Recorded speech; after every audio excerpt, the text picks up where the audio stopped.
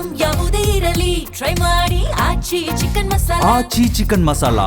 Iran America Israel ನಡುವಿನ ಯುದ್ಧ ತಾರಕಕ್ಕೇರಿದೆ. Iran ಯುದ್ಧಕ್ಕೆ ತಾನು 10ಕ್ಕೆ 15 ಅಂಕ ಕೊಡುವುದಾಗಿ ಡೊನಾಲ್ಡ್ ಟ್ರಂಪ್ ಹೇಳಿದ್ದಾರೆ.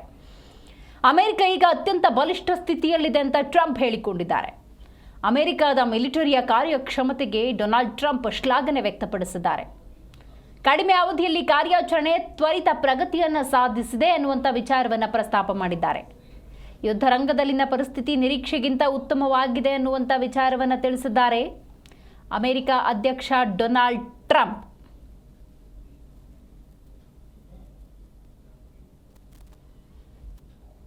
ಡೊನಾಲ್ಡ್ ಟ್ರಂಪ್ ನಿಲುವು ನಿರ್ಧಾರಗಳೇನು ಅನ್ನೋದು ಬಹಳ ಮುಖ್ಯ ಆಗುತ್ತೆ.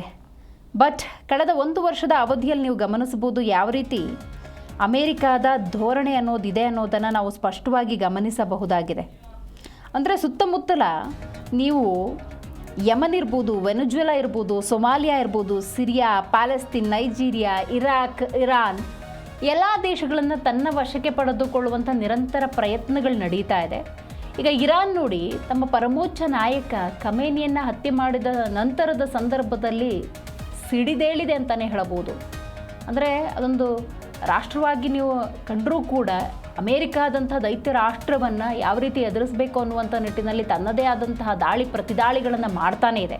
ಇದರ ನಡುವೆ ಡೊನಾಲ್ಡ್ ಟ್ರಂಪ್ 10ಕ್ಕೆ 15 ಅಂಕ ಕೊಡುವುದಾಗಿ ಹೇಳಿಕೊಂಡಿದ್ದಾರೆ ಮತ್ತು ತಮ್ಮ ಮಿಲಿಟರಿ ಕಾರ್ಯಕ್ಷಮತೆಗೆ ಶ್ಲಾಘನೆಯನ್ನು ವ್ಯಕ್ತಪಡಿಸಿದ್ದಾರೆ. ಕಡಿಮೆ ಅವಧಿಯಲ್ಲಿ ಕಾರ್ಯಾಚರಣೆ ತ್ವರಿತ ಪ್ರಗತಿಯನ್ನು ಸಾಧಿಸಿದೆ ಅಂತ ಡೊನಾಲ್ಡ್ ಟ್ರಂಪ್ ತಿಳಿಸಿದ್ದಾರೆ.